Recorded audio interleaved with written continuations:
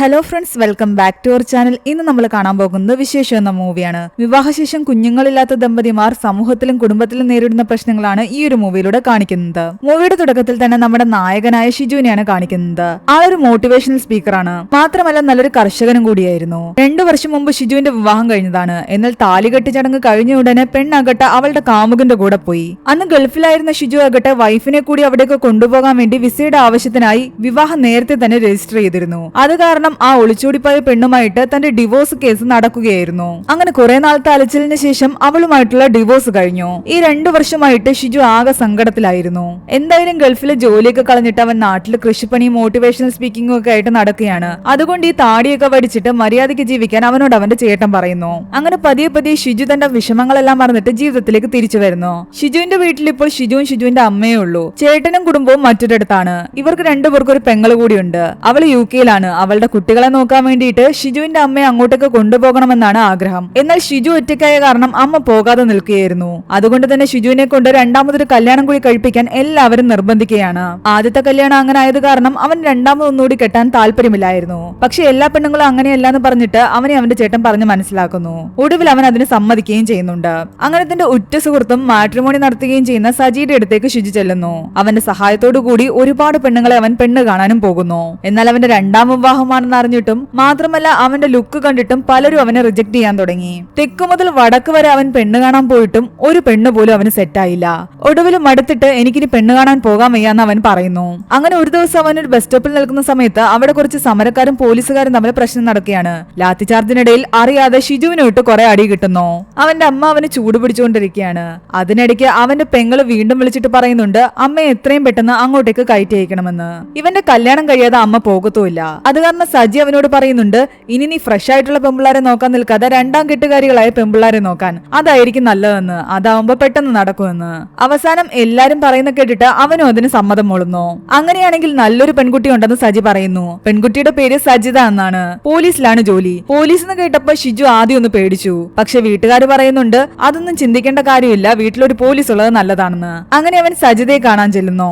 ആ സമയത്ത് സജിത സമരക്കാരെ പ്രശ്നം ഉണ്ടായിക്കൊണ്ടിരിക്കുന്ന സ്ഥലത്ത് നിൽക്കുകയായിരുന്നു. അതിനിടയ്ക്കാണ് ഇവർ ഫോൺ ചെയ്യുന്നത്. അടുത്തുള്ള കോഫി ഷോപ്പിൽ വെച്ചിട്ട് സജിതയാകട്ടെ ഷിജുവിനെ കാണുന്നു. ഷിജുവിനെ കണ്ട മാത്രയിൽ തന്നെ സജിത ചോദിക്കുന്നുണ്ട് നമ്മൾ എവിടെയോ കണ്ടിട്ടുണ്ടെന്ന്. 2 ദിവസം മുമ്പ് ബസ് സ്റ്റോപ്പിൽ വെച്ച് നടന്ന സമരത്തിന്റെ ഇടയ്ക്ക് ഷിജുവിനിട്ട് അറിയാതെ അടി കൊടുത്തത് സജിതയായിരുന്നു. അതൊക്കെ പറഞ്ഞ് ചിരിച്ചുകൊണ്ട് അവർ സംസാരിച്ചുകൊണ്ടിരിക്കുന്ന ഇടയ്ക്ക് സജിതയെ ലാത്തി ചാർജിന് വേണ്ടിയിട്ട് വിളിക്കുന്നുണ്ട്. അവൾ പോയി തന്റെ ഡ്യൂട്ടിയൊക്കെ ചെയ്തിട്ട് തിരിച്ചു വന്ന് അവരോട് പറയുന്നു ഇതാണ് ഞാനെന്ന്, എന്നെ ഇങ്ങനെ ഇഷ്ടപ്പെടുവാണെങ്കിൽ മാത്രം സ്വീകരിച്ചാൽ മതിയെന്ന്. അങ്ങനെ വീണ്ടും കുറച്ച് സമയം കൂടി എടുത്തിട്ട് സജിതയും ഷിജുവും സംസാരിക്കുന്നു. സജിത തന്റെ ആദ്യ വിവാഹത്തെ പറ്റി പറയുന്നു. സജിതയുടെ ചേച്ചി ഒരാളെ സ്നേഹിച്ച് ഇറങ്ങിപ്പോയതാണ്. അത് കാരണം വീട്ടുകാര് സജിതയുടെ പഠിപ്പൊക്കെ പെട്ടെന്ന് നിർത്തിയിട്ട് അവളെ വിവാഹം കഴിപ്പിച്ചയച്ചു. അവള് നന്നായിട്ട് പഠിക്കുന്ന കുട്ടിയായിരുന്നു. എന്നാൽ അവളുടെ ഹസ്ബൻഡ് അവളെ നിരന്തരം ഉപദ്രവിക്കുമായിരുന്നു. ആ വീട്ടിൽ അവൾ ഒരുപാട് കഷ്ടതകൾ അനുഭവിച്ചു. എങ്ങനെയൊക്കെയോ അവിടുന്ന് രക്ഷപ്പെട്ടാണ് ഡിവോഴ്സ് വാങ്ങിയത്. പിന്നീട് PSC ഒക്കെ പഠിച്ചെഴുതി സജിത പോലീസായി. തന്റെ എക്സ് ഹസ്ബൻഡിനെ എന്തെങ്കിലും കാണുവാണെങ്കിൽ നല്ല ഇടി കൊടുക്കാൻ വേണ്ടിയിട്ടാണ് അവൾ പോലീസ് ആയത് തന്നെ. അയാളുടെ കയ്യിലിരിപ്പ് വെച്ചിട്ട് എന്തെങ്കിലും തന്റെ കയ്യിൽ കിട്ടുമെന്ന് സജിത പറയുന്നു. ഷിജുവിന്റെ സംസാരം എല്ലാം കേട്ടിട്ട് സജിതയ്ക്ക് ഒരുപാട് ഇഷ്ടമായി. ഷിജു ഒരു പാവമാണെന്ന് സജിതയ്ക്ക് മനസ്സിലായി. പരസ്പരം സംസാരിച്ചു കഴിഞ്ഞപ്പോൾ അവർക്ക് 2 പേർക്കും മുന്നോട്ടൊരു ജീവിതം ഒരുമിച്ച് ജീവിക്കാമെന്ന് തോന്നുന്നു. അത് കാരണം കാര്യങ്ങളെല്ലാം വീട്ടിൽ അവതരിപ്പിക്കുന്നു. അങ്ങനെ ഷിജുവിന്റെ വീട്ടുകാര് ഒഫീഷ്യലായിട്ട് സജിതയുടെ വീട്ടിൽ പെണ്ണ് കാണാൻ വരുന്നുണ്ട്. അവർക്ക് എല്ലാവർക്കും സജിതയെ ഇഷ്ടമായി. സജിതയുടെ അച്ഛനും ആ വിവാഹത്തിന് സമ്മതമായിരുന്നു. പുള്ളിയാകട്ടെ ഇടയ്ക്കിടയ്ക്ക് ലോട്ടറി എടുക്കുന്ന ഒരാളാണ്. എപ്പോഴും ലോട്ടറിയെ കുറിച്ചാണ് ആളുടെ സംസാരവും. അങ്ങനെ പിന്നീട് അങ്ങോട്ട് അവർ പരസ്പരം കാണുകയും സംസാരിക്കുകയും ഒരുമിച്ച് ഭക്ഷണം കഴിക്കുകയും ഒക്കെ ചെയ്യുന്നുണ്ട്. വളരെ സിമ്പിൾ ആയിട്ട് ഒരു രജിസ്റ്റർ ഓഫീസിൽ വെച്ചിട്ടാണ് അവരുടെ വിവാഹം കഴിയുന്നതും. വിവാഹം കഴിഞ്ഞ് വീട്ടിലെത്തിയപ്പോ തന്നെ സജിത ആ വീട്ടിലെ ഒരാളായി മാറി. എല്ലാവരുമായിട്ടും അത്രയധികം ക്ലോസ് ആയിരുന്നു. ഷിജുവിന്റെ ആദ്യത്തെ വിവാഹം ഫസ്റ്റ് നൈറ്റ് വരുന്നു എത്തിയിട്ടുണ്ടായിരുന്നില്ലല്ലോ. അതുകൊണ്ട് എല്ലാവരും ഫസ്റ്റ് നൈറ്റിനെ പറ്റിയാണ് ഷിജുവിന് ക്ലാസ് എടുത്തുകൊണ്ടിരുന്നത്. എന്നാൽ തനിക്ക് കൂടുതൽ ക്ലാസിന്റെ ആവശ്യമൊന്നുമില്ലാന്ന് പറഞ്ഞിട്ട് ഷിജു ആകട്ടെ സജിതയുടെ അടുത്തേക്ക് ചെല്ലുന്നു. അങ്ങനെ അവർ 2 പേരും സംസാരിക്കുന്നുണ്ട്. അതിന്റെ ഇടയ്ക്ക് അവർക്ക് 2 പേർക്കും എത്രയും പെട്ടെന്ന് ഒരു കുട്ടി വേണമെന്നുള്ള ആഗ്രഹമുണ്ടായിരുന്നു. അതൊന്നും വെച്ച് താമസിപ്പിക്കേണ്ട കാര്യമില്ലാന്ന് അവർക്ക് തോന്നി. അങ്ങനെ അവരുടെ ഫസ്റ്റ് നൈറ്റ് കഴിയുന്നു. ദിവസങ്ങൾ ഓരോന്നായിട്ട് കടന്നുപോയി. പക്ഷെ അവർ ആഗ്രഹിച്ച പോലെ സജിത പ്രഗ്നന്റ് ആയില്ല. അവർക്ക് ചുറ്റുമുള്ള പലരും രണ്ടാമത്തെ കുട്ടിക്ക് വേണ്ടിയിട്ടുള്ള ശ്രമത്തിലായിരുന്നു. അതിനൊരു മോട്ടിവേഷന് വേണ്ടിയിട്ട് പലരും ഷിജുവിന്റെ അടുത്താണ് വരുന്നത്. അപ്പോഴൊക്കെ അവന് തനിക്കൊരു കുട്ടിയാകാത്തതിന്റെ കാര്യത്തിൽ വിഷമമുണ്ടായിരുന്നു. എന്നാലും അതെല്ലാം മറന്നിട്ട് അവർ വീണ്ടും വീണ്ടും ശ്രമിച്ചുകൊണ്ടേയിരുന്നു. അങ്ങനെ ദിവസങ്ങൾ ഓരോന്ന് കടന്നുപോയി. അവരുടെ ഓരോ മാസത്തെ പ്രതീക്ഷകളും അവസാനിച്ചു തുടങ്ങി. ഒരു ഫംഗ്ഷനോ പാർട്ടിക്കോ ഒന്നും തന്നെ പോകാൻ പറ്റുന്നില്ല. എവിടെ ചെന്നാലും എല്ലാവരും ചോദിക്കുന്നത് വിശേഷമൊന്നും ആയില്ലേ എന്നാണ്. ദിവസങ്ങൾ പോകുന്തോറും ആൾക്കാരുടെ ചോദ്യം കൂടിക്കൂടി വന്നു. അത് അവർ അവർക്കുള്ളിൽ ഒരുപാട് വിഷമങ്ങൾ ഉണ്ടാക്കാൻ തുടങ്ങി. 3 വർഷങ്ങൾ കഴിഞ്ഞുപോയി. ഒരു ദിവസം ഒരു ഫംഗ്ഷന്റെ ഇടയ്ക്ക് ഒരു അമ്മച്ചിയാകട്ടെ സജിതയോട് വീണ്ടും ചോദിക്കുന്ന വിശേഷമൊന്നും ആയില്ലേ മോളെ എന്ന്. അവർക്ക് എപ്പോ കണ്ടാലും ഇതായിരുന്നു ചോദിക്കാനുള്ളത്. ദേഷ്യം വന്ന സജിത അന്ന് റിയാക്ട് ചെയ്യുന്നു. നിങ്ങൾക്ക് വേറെ പണിയൊന്നും ഇല്ലേ, എപ്പോ കണ്ടാലും ഇത് തന്നെ ചോദിക്കാനുള്ളൂ എന്ന് ചോദിക്കുന്നുണ്ട്. എന്റെ പേരെന്താണോ, ഞാൻ എന്താണ് ചെയ്യുന്നതെന്നോ, എനിക്ക് സുഖമാണോ എന്നോ നിങ്ങൾ ഇതുവരെ ചോദിച്ചിട്ടില്ല. എപ്പോ നോക്കിയാലും ഈ ഒരു ചോദ്യം മാത്രമേ ഉള്ളൂ. സജിത ചൂടാവുന്ന കണ്ടിട്ട് ഷിജു അവളുടെ കൂടെ നിൽക്കുന്നു. ഷിജുവും ആ സ്ത്രീയെ ഒരുപാട് വഴക്ക് പറയുന്നുണ്ട്. ഇത് കണ്ട് ഷിജുവിന്റെ ചേട്ടൻ അവരെ രണ്ടുപേരെ അവിടെ നിന്നും പിടിച്ചു മാറ്റുന്നു. എന്തായാലും വർഷം 3 ആയില്ലേ, ഇനി ആൾക്കാരുടെ ചോദ്യം കേട്ട് മടുക്കണ്ട, എന്തായാലും ഒരു ഹോസ്പിറ്റലിൽ കൊണ്ടുപോയി കാണിക്കാൻ. അങ്ങനെ സജിതയുടെ അമ്മയും വിളിച്ചുകൊണ്ട് അവർ അടുത്തുള്ള ഒരു നല്ല ഹോസ്പിറ്റലിലേക്ക് പോവുകയാണ്. ഡോക്ടർ മേരി എന്നായിരുന്നു അവരുടെ പേര്. രണ്ടുപേർക്കും കുറച്ച് ടെസ്റ്റുകൾ അവർ ചെയ്യാൻ പറയുന്നുണ്ട്. ഷിജുവിനോട് സെമൻ ടെസ്റ്റും ചെയ്യാൻ പറയുന്നു. എന്നാൽ ഷിജുവിന് ആകെ ചമ്മലായിരുന്നു. നമുക്കിവിടെ ഒന്നും പോയാലോ എന്ന് ഷിജു സജിതയോട് ചോദിക്കുന്നു. എന്നാൽ ടെസ്റ്റ് എല്ലാം ചെയ്ത് കുഴപ്പങ്ങളൊന്നും ഇല്ലാന്ന് ഉറപ്പാക്കി കഴിഞ്ഞാൽ നമുക്ക് കുറച്ച് സമാധാനം ഉണ്ടാകില്ല എന്നാണ് അവള് പറയുന്നത്. അങ്ങനെ ഷിജു സെമൻ ടെസ്റ്റ് ചെയ്യാൻ പോകുന്ന വഴിക്കാകട്ടെ അവിടുത്തെ നേഴ്സായ ഒരു പെൺകുട്ടി അവനെ കണ്ടിട്ട് പരിചയപ്പെടുന്നുണ്ട്. അവന്റെ മോട്ടിവേഷണൽ ക്ലാസ്സിലെ ഒരു സ്റ്റുഡന്റ് ആയിരുന്നു അത്. സെമൻ ടെസ്റ്റ് ഞാൻ വന്നേന്നറിയുമ്പോൾ സാറിനെ കൊണ്ട് പറ്റൂന്ന് പറഞ്ഞിട്ട് ആ കുട്ടിയാകട്ടെ അവനെ മോട്ടിവേറ്റ് ചെയ്യാൻ തുടങ്ങി. എന്നാൽ ആ റൂമിൽ കയറിയിരുന്ന് കുറെ ടൈം എടുത്തിട്ടും അവന് കാര്യം സാധിക്കാൻ കഴിയുന്നുണ്ടായിരുന്നില്ല. പുറത്താകട്ടെ ആൾക്കാർ ക്യൂ നിൽക്കുകയാണ്. ആൾക്കാർ പ്രശ്നങ്ങൾ ഉണ്ടാക്കാൻ തുടങ്ങിയതോടുകൂടി ആ നേഴ്സ് വന്ന് അവനോട് പറയുന്നുണ്ട് പെട്ടെന്ന് തന്നെ കാര്യം സാധിച്ചിട്ട് ഇറങ്ങാൻ. അങ്ങനെ അവൻ സ്വയം മോട്ടിവേറ്റ് ചെയ്യാൻ തുടങ്ങി. അങ്ങനെ അവൻ വന്ന കാര്യം സാധിച്ചിട്ട് ഹാപ്പി ആയിട്ട് അവിടെ നിന്ന് ഇറങ്ങി വരുന്നു. ആ സമയത്തിനുള്ളിൽ തന്നെ സജിതയുടെ സ്കാനിങ്ങും കഴിഞ്ഞിരുന്നു. പിന്നീട് ഇവർ രണ്ടുപേരും റിപ്പോർട്ടിന് വേണ്ടി വെയിറ്റ് ചെയ്യുകയാണ്. സജിത ആകെ വിഷമത്തിലായിരുന്നു. നമുക്ക് ഇതുപോലൊരു സ്ഥലത്ത് വന്നിരിക്കേണ്ടി വന്ന അവസ്ഥ ഉണ്ടായല്ലോ എന്നതായിരുന്നു സജിതയുടെ ഏറ്റവും വലിയ വിഷമം. റിസൾട്ട് വന്നു കഴിയുമ്പോൾ ഷിജുവിന്റെ റിസൾട്ട് ഓക്കെയാണ്, അതിലൊരു പ്രശ്നവുമില്ല. എന്നാൽ സജിതയ്ക്കായിരുന്നു ചെറിയൊരു ഇഷ്യൂ ഉണ്ടായിരുന്നത്. അവൾക്ക് PCOD ഉണ്ട്. ഫോളിക്കുലർ ഗ്രോത്ത് ഒന്നും തന്നെ കറക്റ്റ് ആയിട്ടല്ല. എന്നാൽ അതൊന്നും ആലോചിച്ച് പേടിക്കേണ്ട എന്നും ഇമ്മീഡിയറ്റ് ആയിട്ട് ഇഞ്ചക്ഷൻ സ്റ്റാർട്ട് ചെയ്യാമെന്നും ഡോക്ടർ പറയുന്നു. ഒരു 10-15 ദിവസം ഇഞ്ചക്ഷൻ എടുക്കേണ്ടി വരും.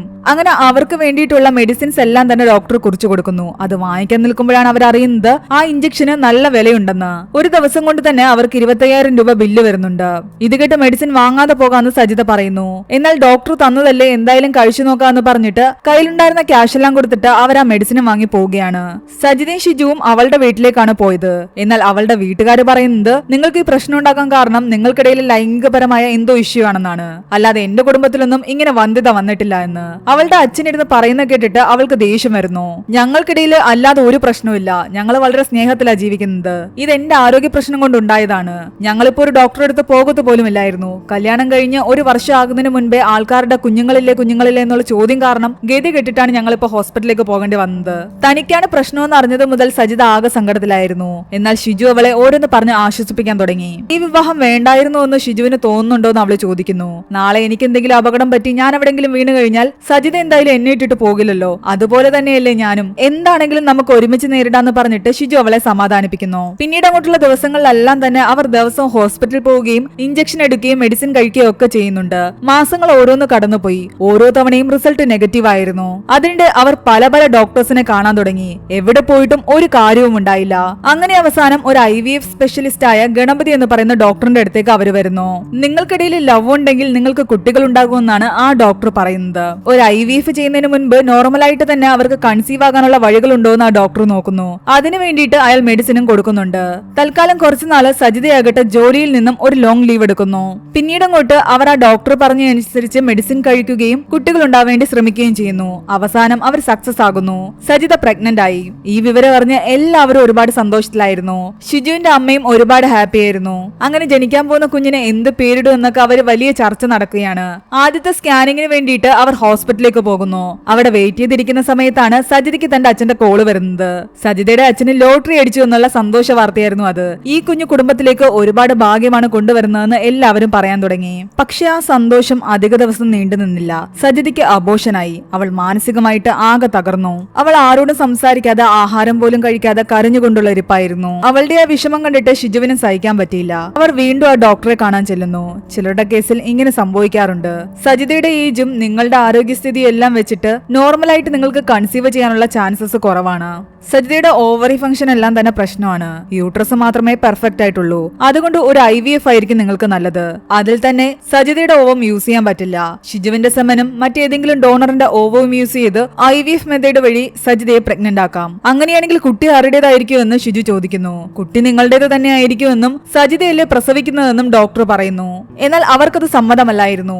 ഞങ്ങളുടെ ഫേസ് കട്ടും ഞങ്ങളുടെ രീതികളും ഞങ്ങളുടെ സ്വഭാവവും ഉള്ളതായിരിക്കണം ഞങ്ങളുടെ കുട്ടി. ആ ആഗ്രഹം ഉള്ളതുകൊണ്ടാണ് ഞങ്ങൾ ഇത്രയും കഷ്ടപ്പെട്ട് ഓരോ ഹോസ്പിറ്റൽ ഹോസ്പിറ്റലിലും കയറി ഇറങ്ങി തുടങ്ങിയത്, ഇത്രയും ക്യാഷ് ഇതിനു വേണ്ടിയിട്ട് ചെലവാക്കിയത്. ആ പ്രതീക്ഷകളും ഇല്ലാത്ത കാരണം അവർ ഹോസ്പിറ്റൽ പോക്കെല്ലാം തന്നെ നിർത്തി. കയ്യിലുണ്ടായിരുന്ന എല്ലാ റിപ്പോർട്ടുകളും സജിത കത്തിച്ചു കളയുന്നു. സജിത ആകെ തകർന്നിരിക്കുകയായിരുന്നു. തന്നെ കൊണ്ട് പറ്റുന്നില്ല എന്ന് അവൾ പറയുന്നു. ഇങ്ങനെ പോയാൽ നമ്മൾ പരസ്പരം വെറുക്കാൻ തുടങ്ങും. അങ്ങനെയൊന്നും ഉണ്ടാകില്ല എന്ന് ഷിജു പറയുന്നു. നമുക്ക് കുട്ടികളൊന്നും തന്നെ വേണ്ട, നമുക്ക് നമ്മളെ മാത്രം മതി. എന്നാലും മാനസികമായിട്ട് ആകെ തകർന്നിരിക്കുന്ന കാരണം സജിത പറയുന്നുണ്ട്, കുറച്ച് ദിവസം ഒരു ചേഞ്ചിന് വേണ്ടി ഞാൻ എന്റെ വീട്ടിൽ പോയി നിന്നോട്ടെ എന്ന്. പോയി നിന്നോളാൻ അവനും സമ്മതം കൊടുക്കുന്നു. എന്നാൽ വീട്ടുകാരും കുടുംബക്കാരും എല്ലാവരും വിചാരിച്ചിരിക്കുന്നത് ഇവർ രണ്ടുപേരും അടിയുണ്ടാക്കിയിട്ടാണ് സജിത വന്ന് വീട്ടിൽ നിൽക്കുന്നതെന്ന്. അത് കാരണം എല്ലാരും അവളെ ചോദ്യം ചെയ്യാൻ തുടങ്ങി. എന്നാൽ തങ്ങൾക്കിടയിൽ ഒരു പ്രശ്നമില്ലാന്ന് എത്ര പറഞ്ഞ് മനസ്സിലാക്കിയിട്ടും ആരും വിശ്വസിക്കാൻ കൂട്ടാക്കുന്നില്ല. അങ്ങനെയിരിക്കെ ഷിജു തന്റെ ഒരു ഫ്രണ്ടിന്റെ കല്യാണത്തിന് വേണ്ടി പോകുന്നു.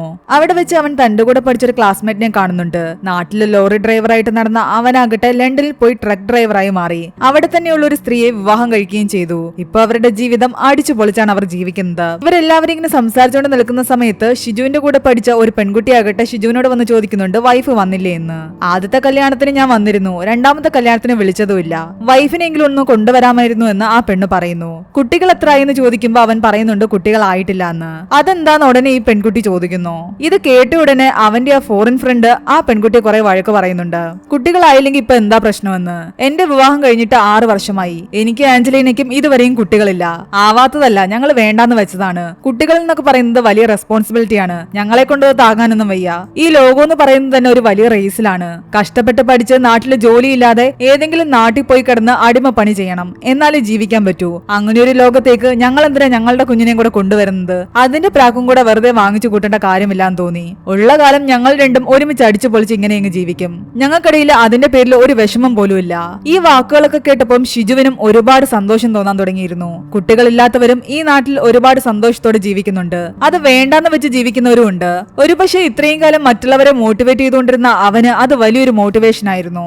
തിരിച്ച് ജോലിക്ക് കയറിയ സജിതയാകട്ടെ ജോലിയിൽ ഒന്നും തന്നെ കോൺസെൻട്രേറ്റ് ചെയ്യാതെയായി. എപ്പോഴും ആകെ വിഷമത്തിലും ഡിപ്രഷനിലുമായിരുന്നു അവൾ. അങ്ങനെയിരിക്കും ഒരു ദിവസം അവളുടെ സ്റ്റേഷനിലേക്ക് ഒരു സ്ത്രീ പരാതിയുമായിട്ട് വരുന്നുണ്ട്. അവരുടെ ഹസ്ബൻഡ് അവരെ അടിച്ചു എന്നുള്ള പേരില്. ശരിക്കും അയാളെ കണ്ടപ്പോൾ സജിത ഞെട്ടിപ്പോയി. അത് അവളുടെ എക്സ് ഹസ്ബൻഡ് ആയിരുന്നു.